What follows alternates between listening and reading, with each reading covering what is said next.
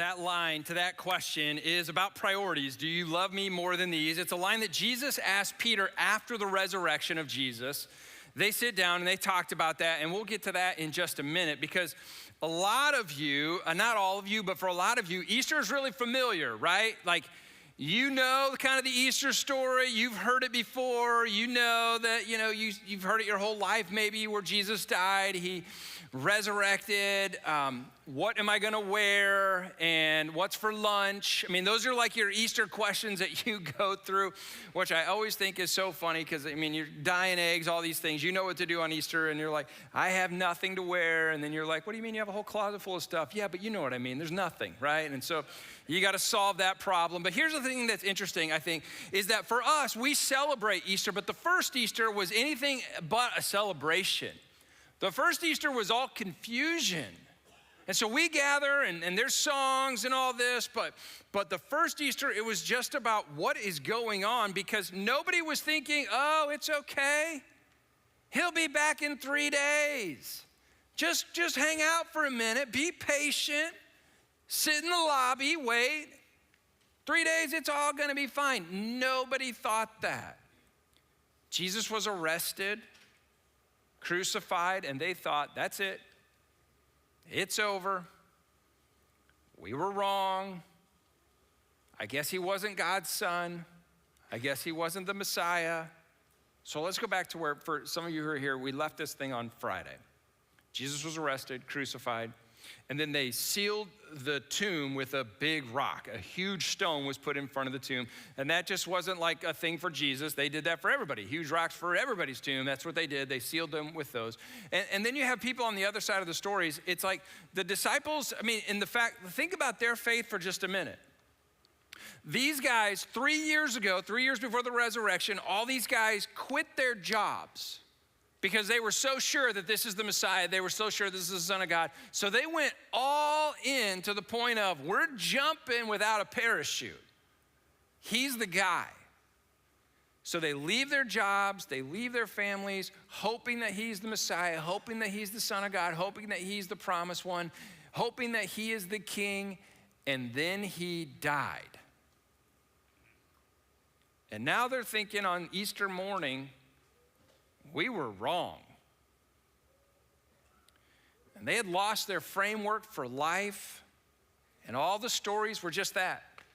All the supernatural phenomenon of healings and feeding thousands of people were just that, stories. They're just stories. They're just memories at this point. And they ask a question that so many of us have asked, is like, so now what? What do we do now? What do we do now when we thought God, who God was and whose God's son was going to be, didn't turn out to be who we thought it was going to be? What do we do now? And I know some of you have had a few years that are just like that, where you trusted God and then some things happen into your life and you're just like, I thought God would do something different than what he did, and what do I do now? Some of you this past year has been that. You thought God was gonna do something that you thought God should do, and then God didn't do what you thought he should do, and you're asking the exact same questions. You're like, what do I do with that? Now what? Because when what you expect God to do falls apart, it's hard to know, what do you do with God? When what you had hoped he would do and how you would do, and you prayed and you believed. That's why Easter matters. Because isn't it true? This is why Jesus matters and Christianity matters. Christianity is the only religion that has an answer for pain and suffering and some of the things we go through. So I want to pick up the story, and I just want to read the story that some of you know, some of you may need a refresher, all the things. So we're all just be on the same page here. So when the Sabbath was over, so Sabbath for the Jews is on Saturday, Sabbath, when it was over, Mary Magdalene, Mary the mother of James, and Salome brought spices so that they might go to anoint Jesus's body. Very early on the first day of the week, so Sunday, the first day of the week, just after sunrise, they were on their way to the tomb. And nobody was going looking for a miracle. Nobody was like, man, I hope we get to talk to him again. They were going to finish what they couldn't finish, because on Friday, they were trying to prepare the body, embalm the body for burial. Jesus dies in the afternoon, and they've got to get this done before sunset, Because the sunset, then the Sabbath starts and they're not allowed to work on the Sabbath. So they're hustling Friday and they didn't get it done. So they're going back on Sunday to finish the embalming process. And so now they have a new prayer request. And this prayer request is so practical. I think it's a great prayer request. They asked each other, verse 3, here's our prayer. Oh God, who's gonna roll the big rock away? Who's gonna move the stone so we can finish what we couldn't finish on Friday? Who's gonna move the big barriers so that we have the opportunity to properly say goodbye to Jesus? Who will move the stone? The only problem they were trying to solve is the rock. Nobody was like, gosh, I sure hope resurrection took place. Nobody thought that. They were just worried about that big, huge stone. I mean, it was a very real, practical prayer request. It was so huge, it was no way that they were gonna move this on their own. And so here's something I think is so funny, because they're praying, oh God, think about this. What do you wake up on Easter morning? Praying, God, this morning, as we go back to the tomb to finish burying Jesus, Lord, you know about that big rock. If you could move that big rock in my life, that would be great, so that we can go in and finish and do what we want to do to honor his life. Amen. Nobody was praying for resurrection. They were praying about a rock. So verse 4 is really interesting. But when they looked up, they saw the stone, which was very large, had been rolled away. Now, I would think at this point you would be like, thank you, God. We're so thankful that you answered our prayer. We weren't even sure how we were going to be able to do that. As they entered the tomb, they saw a young man dressed in a white robe sitting on the right side, and they were alarmed. Well, of course you were alarmed. And their questions still aren't resurrection. Their questions are, hey, guy in white robe, where's the body? They're still not thinking resurrection. They're thinking very logically, very practically. Who stole it? White robe guy, tell us. Were you here? Was the body here when you showed up? And if so, who took it so that we can go chase them down and find the robbers? But nobody was like, hey, you know what we should do? Let's split up and see where he ran out and is walking around. Nobody's thinking that. Nobody's like, let's go chase down the guy that was dead that's not dead. Nobody's thinking that. Remember, we started the day with, oh God, move a big rock. Well, the big rock was moved, and it's like they didn't even stop to say, thanks God for answering our prayer. They were on to the next thing. I think that's fascinating, because I think sometimes we miss this part in our lives so simply, and it's so easy to do, and it's so simple to do. God is often at work in places that we've already written off. We just miss it. Because isn't it true, you prayed for things in your life and God answered it, but then you got there and you were like, oh man, I don't think I was praying for the right thing. Maybe the rock wasn't my problem. Now we got a missing body problem. That's way worse than a rock. So white guy, the white robe guy says, don't be alarmed. Too late. He said, you are looking for Jesus the Nazarene, who was crucified. He has risen. He is not here. See the place right here where they laid him. And then we have this very interesting verse. But go, tell the disciples and Peter, he is going ahead of you. Jesus is going ahead of you into Galilee. There you will see him just as he told you. Now, here's the thing that's so interesting about this verse. The message is that these women are supposed to share, he is risen. Go tell the disciples and Peter. This is huge. And Peter. And if you've been following for the last couple of weeks, or if you know the story, you got to ask the question, why does Mark include, go tell the disciples and Peter? Is it because Peter's not even one of the disciples anymore? Is it because Peter was the one who failed so bad that he wonders where he stands, because is he on the outside now? That after he was asked, hey, Peter, aren't you one of Jesus' followers? And he's like, I don't even know who you're talking about. Jesus, I don't know. No, wait. And then the middle school girl came up and was like, no, you're one of the followers of Jesus. He's like, you have confused me with the wrong person.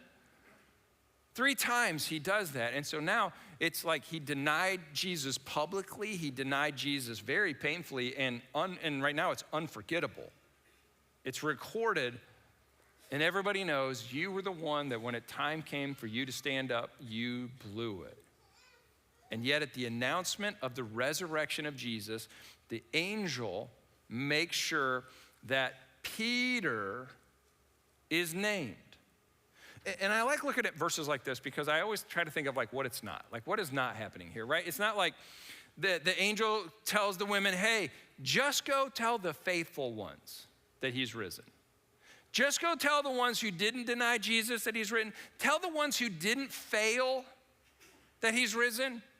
Go tell the ones who didn't deny that they knew Jesus. Tell them that he's resurrected. But the other ones, they screwed up. It doesn't say go tell all the people who never doubted. It doesn't say that. It says go tell Peter. And I love this, and this is something I want us to lean in on the resurrection this morning. The resurrection singles out the one who thinks he's out. The resurrection isn't just about Jesus being alive. It's also about people who thought that their faith journey was done because of what they did or what they said or how they acted or how they responded. Because Peter, on that morning, thought he blew it. He thought he disqualified himself. And he thought there is no going back. So I got to figure out if I can go back and find another job. After 3 years of not doing what I used to do, I need to go find another line of work. And yet resurrection says, go get him. Go get Peter. And I'd be willing to bet that there's a lot of us that find ourselves there, maybe not this morning, but we found ourselves there from time to time.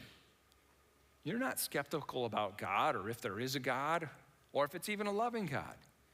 You're just unsure about where you stand with that God because of what you've done or what you've said or how you've acted in your past. And it's not that you don't believe there's a God. You believe there's a God. You just don't know where you stand with this God. The longer I live in this community, the longer I pick up stray comments and stray requests, and sometimes they're interesting. Sometimes I laugh. Sometimes I go, oh, that's fun. And they're just wondering, and they come from different times. And every year, this time of year, I have a guy that I've known for years, and he'll come up to me and he'll say, hey, oh, by the way, if it's you and you came today, yeah, I'm talking about you. I'm not gonna say your name though. But if you're like, is that me? Yeah, it is. And he'll say this to me every year. Hey, could you put a good word in for me this year? Put a good word in, with the big guy. Who's the big guy? You know. I know, but I'm gonna make you say it. Put a good word in for God. I find this fascinating. And every year I try to come up with a new twist because I know it's coming and it's like, oh, it's almost Easter and here it comes. And so sometimes I'll be like, why don't you do it? Well, you do it though. Could you put a good word in for me? Like, I don't wanna come in first. Maybe you could tell them good things about me. I'm like, we're not at the deli counter where I got number 4 and you got number 70, right? And my number's higher than your number. We're both at the same level. We're both approaching God the same way. And he's like, yeah, but maybe you could put a good word in for me. And here's what I find fascinating about this conversation that I have every year. You clearly believe in God. You clearly believe in God, or else you would never ask me that question. It wouldn't matter. You clearly believe God. And you also believe that there's something involved with your behavior that makes you think that you and God aren't okay, and that there's a gap and there's a distance, and you understand that. And so there's an admission of there's a God. You believe there's a God, or else you would never ask me that question. And the other thing too is you're not sure where you stand with God. And I meet so many people like this, and maybe this is you, where you believed, but then you drifted, not intentionally, you just kind of drifted. And you followed, and then maybe you failed. or you started and you just didn't finish well. You didn't finish the way that you had hoped to, the expectations you had, and then you tried it and then you just got distracted. It's not that you were against God. We would just legitimately go, there's just things that came up, and then we got busy, and then I got into some, and then hobbies and life and all these things happened. And somewhere along the line, you started to believe I had my chance. And I don't know where I stand anymore, because I know there's a God. I just don't know where I stand with him, and I'm worried about that. And maybe it was your last prayer or your last thought, and you failed. And what this resurrection story tells you and what it tells me is that you and we tend to disqualify ourselves long before Jesus ever does. And we're so worried about somebody else judging us or condemning us or saying something about us that we self-select ourselves out because of embarrassment, because of shame, because of we go, oh man, but if you knew who I am. And so let me just lean into that for a second and say, if Jesus didn't raise from the dead, then honestly, none of this matters. None of it. Jesus was then just another nice guy who had really good teachings, and there are lots of good things to say, and we should read them and remember him. History records a lot of great teachers who said a lot of good things. Plato and Aristotle, good teachers, said a lot of good things. Here's the difference. We don't sing songs about them, do we? They're just good teachers who said good things. But if Jesus did raise from the dead, then it changes everything, not just eternity. It changes the way that you and I think about our identity. It changes the way that you and I view failure and what we believe about failure and what we believe about ourselves in relationship to failure and where we've missed the mark. It believes and it shapes how we view second chances, and if people should get second chances, if you should have a second chance, if second chances are even possible, it begins to shape and it begins to frame how you and I think about a term like grace and do-overs. Because the resurrection sets up a moment that's still coming to us. And the question that we saw on the screens today before I even said a word is so valid and it's so true. It's a moment where Peter sits across and he says, do you love me, Peter, after all the denying and after all the failure and after running and hiding and oh, I'm so scared and I'm afraid. And Jesus does something that's so remarkable. He sits across from him at a question. And clearly Jesus has never parented because he doesn't even know how to ask these questions, right? Because a parent would look at him and go, hey, why did you fail? Right? Why did you leave? And my favorite of all time, which is this, what were you thinking? Which always is like, and that's not even a parenting question. I get asked that in various levels of my life all the time. Like, what were you thinking? And my response is always like, your response is like, I don't know. I guess I wasn't. That's right, you weren't. Yep, probably right. And I look at these, and these are the questions that you and I ask when it comes to failure, when it comes to missing the mark, when it comes to not being good enough, or you shoulda, woulda, coulda, all these kinds of things, and what were you thinking, and I can't believe you, and now all of this is gonna happen as a result of this. This is the question that Jesus asks, and he sits down and he says this, do you love me more than these? And I'm so glad that Jesus does not fill in the gap. Because if Jesus would have named the these for us, you and I are so good at loopholes. We look for loopholes all the time. We'd be like, oh, well, that's not my issue. Poor Peter. I don't struggle with that. He just says, do you love me more than these things in your life? And that is a great moment of clarity here on Easter. And Easter is a complicated day, right? I get it. You had to pick a service. You had to find something to wear. And then after you found something to wear, you had to, fight for a parking space. And you were looking for a parking space. And then you found a parking space. And then you had to figure out where you were going to sit. And then you got separated from the people you wanted to sit with. And you're like, can you scoot and all these kinds of things. And you did all of that. You handled all the prep. You did all the hassle, all the crowds, not to experience pressure. You did not go through all of that today to experience pressure. My guess is you were hoping to experience a gentle invitation. And here's the good news.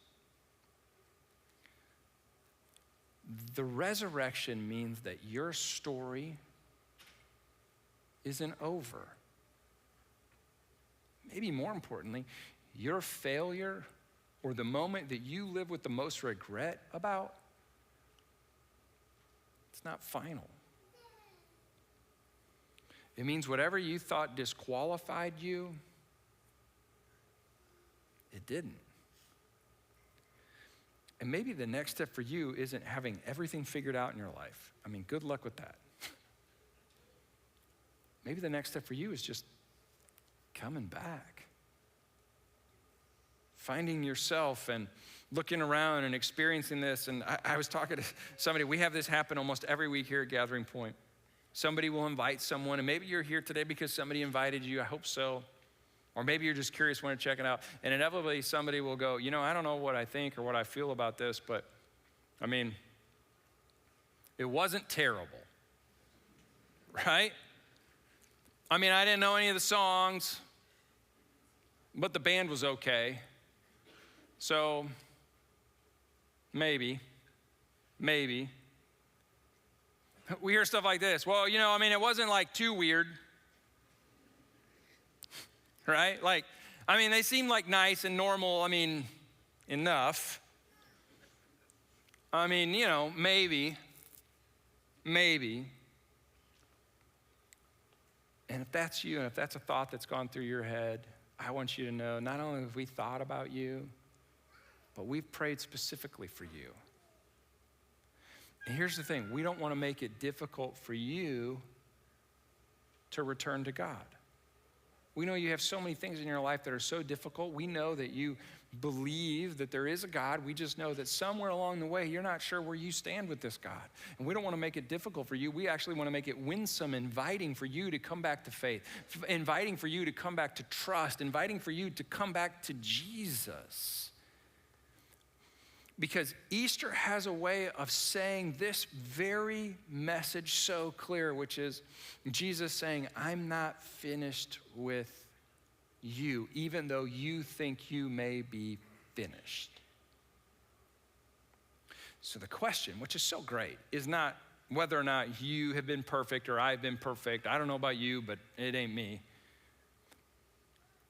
The question is, are you willing to come back and eventually answer the question, do you love Jesus more than these?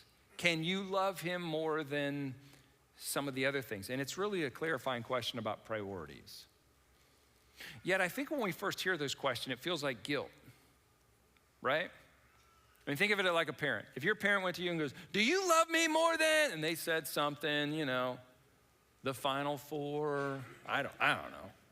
Cubs, your hobby.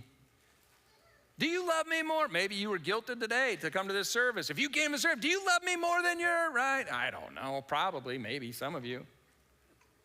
And so we see this question and we think guilt. It's not guilt, it's clarity. Because you and I were already living for something. We already spend our time on things. Our calendar is filled with things. Our dollars go for things.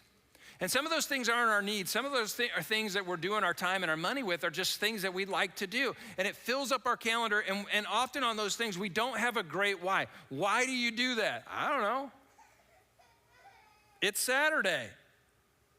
It's what we do on Saturday. And the question that provides clarity for living is, what do you love and why? Most of us like to answer the question, what we love. It's the why one that we just kind of go, I don't know. And it's a question about priority. And it's not that everything in your life is bad. I'm willing to bet it's not. It's not. Everything in your life is not bad. It's about what has priority in your life. And do you live according to those priorities? And this question is where Jesus does something that's so different from what we expect someone to do after someone runs away. The question that Jesus asked doesn't make any sense for someone who just ran away, just betrayed, and just denied. But when he finally sits down with Peter after the failure, after the denial, and after the resurrection, he does not guilt him, he does not shame him, and he doesn't even bring up the details. He asks one question: do you love me more than these?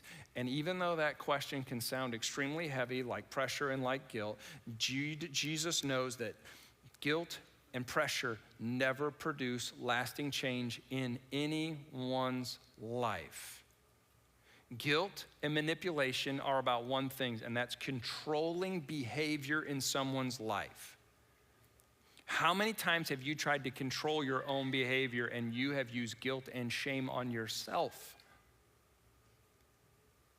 How many times have you used guilt and shame to try to control someone else's behavior? And how many times has someone tried to use guilt and shame on your behavior to change your behavior? And did it work? Watch what Jesus does here, and I think it's so brilliant. Jesus is trying to clarify Peter's heart, and there's a big difference because guilt says you should feel so bad for what you did that you'll want to change. You bad, bad person. Feel bad, feel bad, feel bad, so bad that you'll want to change. Any of you ever had a guilt trip? Don't raise your hand, we know. Any of you had a guilt trip before? How did you respond to that guilt trip? Did you go, oh, thank you. I didn't know. Now I know. Gosh, I should change. Thank you so much for pointing out all of my flaws. I just didn't know. Jesus does something completely different. He comes to the one who failed and denied, comes right up to him and says, let's try to name and identify the thing that's driving your life. And Jesus asked that question not to bring pressure, but to bring clarity. Because until you're clear about what you love the most, you're going to continue living divided. You're going to continue living duplicitous. You're going to continue to be pulled in multiple directions. You're going to continue to say one thing and do something else. You're going to continue to live one way and then do some things a different way. And here's what's powerful. Jesus doesn't demand a perfect answer from Peter. He just wants an honest answer. Because clarity is a gift, because you can't change what you won't name. And the hardest thing that I find with people and myself is just being honest. Because we all think that there's like this answer that we're all supposed to know. Like, you know, what should be first in your name? What should be first in your life? Jesus. That's the right answer, right? And we're so concerned about getting the answer right that we're not giving an honest answer, which puts us back so far. And this is why this question matters so much. Not because Jesus needs the answer, it's because we do and I do. Because when I'm clear and when you're clear about what you love the most, it begins to shape your decisions. It shapes my decisions. It shapes my priorities. It shapes my direction of my life. And that's why this question is not designed to make you feel guilty, because guilty's never changed anything in your life. It's meant to help you live aligned. Because the resurrection doesn't just erase your past. It reopens the possibilities for you to have a future. So as we close, and we're going to close here in just a second, we're going to sing a song together, and it's going to be about the name of Jesus. And I want us to just think about this simple prayer. Jesus, if you're not finished with me, if this is true, and you're not finished with me, then I want you to pray a simple prayer. Then Jesus, I'm not finished with you. If you haven't quit on me, then I'm not going to quit on you. So today, I want you to look around the room real quick. See these crosses that are like backlit, illuminated? There's pieces of paper, there's push pins, and there's writing pins at each one of these crosses around the room. And there's pieces of paper. And if you come here all the time, you know this. If this is new, I just want to bring you up to speed so you can be a part of this if you want to be. But there's pieces of paper and pen. And this is a time where you can write prayer requests and you can put your name on it. You don't have to put your name on it, and pin it to the cross. And we as a staff, we'll pray for those this week. And we'll pray for you because maybe you got a big rock that you're like, I just got a big rock. I don't know how to move it. We want to pray with you for that. Others of you are like, you know what, maybe it's time for me to choose Jesus back. And maybe you just want to write, I have decided to follow Jesus or something. Put your name, email, phone number, something. Somebody will contact you this week because we don't want you to make a decision and be like, and then live in obscurity. And we also don't want to guilt you or give you 12 steps for no. We just want to have somebody come alongside of you and pray with you and answer your questions. That's something you can do. Others of you, it's been hard and you've just had a tough year and you're like, I don't even know what to pray. I know there's a God, but every time I close my eyes and pray, you go like this. You're like, oh God. You know what? I think we're out of shredded cheese. Oh wait, oh God, and milk. And you try to pray and all you can come up with is a grocery list, which is so odd because when you're in the store, you can't remember anything. You don't remember until you start driving home. And so in this moment, we get to this moment, and if that's you and you're like, I don't even know what to pray, and every time I try to bow my head and try to pray, all I can think of is a list. Maybe today you just need to go light a candle and just say, God, I don't have words. I don't even know what I'm saying.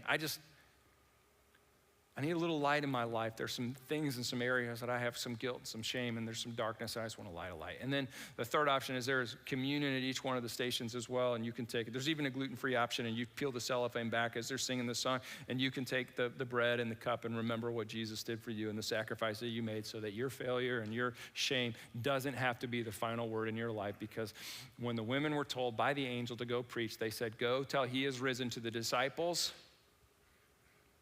and the guy who failed and couldn't handle it and lives in shame.